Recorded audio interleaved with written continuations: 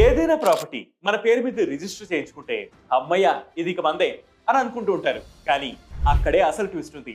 ఎందుకంటే మీరు రిజిస్ట్రేషన్ చేయించుకున్నా సరే అయ్యా నమస్కారం అంటూ ఇంకొకటి ఎవడో వచ్చి మీ ప్రాపర్టీ క్లెయిమ్ చేసుకునే రిస్క్ లేకపోలేదు. అదేంటి నేను రిజిస్టర్ చేయించుకున్నా కదా అంటే ఎస్ చేయించుకున్నారు, కానీ అది సరిపోదు. రీసెంట్ గా ఓ కేసులో సుప్రీంకోర్టు ఇచ్చిన తీర్పు ఇందుకు బెస్ట్ ఎగ్జాంపుల్. భావన కోఆపరేటివ్ హౌసింగ్ సొసైటీ నుంచి 1982లో రంగారెడ్డి జిల్లాలోని రాయదుర్గ్ పరిధిలోని పాన్ ముక్తా ప్రాంతంలో కొనుగోలు చేశామని, ఇందులోకి Telangana state industrial infrastructure corporation అధికారులు ఎంటర్ అవ్వకుండా నిలువరించారని కోరుతూ మహనూర్, ఫాతిమా, ఇమ్రాన్ సహా పలువురు పిటిషనర్లు తొలుత తెలంగాణ హైకోర్టును ఆశ్రయించారు. అయితే వారి విజ్ఞప్తిని హైకోర్టు తోసిపుచ్చడంతో పిటిషనర్లు సుప్రీంకోర్టును అప్రోచ్ అవ్వగా సుప్రీం సైతం హైకోర్టు తీర్పును సమర్థించింది. రిజిస్ట్రేషన్ ఓనర్షిప్ ఒకటి కాదని పేర్కొంది. సేల్ డీడ్ మినహా ఇతర బలమైన ఆధారాలు పిటిషనర్ల వద్ద లేకపోవడం ఇందుకు కారణంగా పేర్కొంది. అంతేకాదు వీరికి ప్రాపర్టీ అమ్మిన కోఆపరేటివ్ కి ఆ ల్యాండ్ మీద నిజంగానే ఓనర్షిప్ ఉందా అనే విషయం పైన అనుమానాలు వ్యక్తం చేసింది.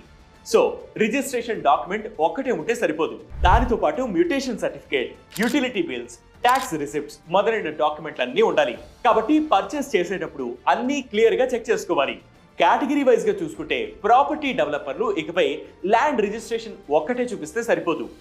ఆ ప్రాపర్టీ పైన ఏదైనా పెండింగ్ క్లైమ్స్ ఉంటే క్లియర్ చేసుకుని లీగల్ గా క్లియర్ రికార్డ్స్ మెయింటైన్ చేయాలి, ట్రాన్స్పరెన్సీ మెయింటైన్ చేయాలి.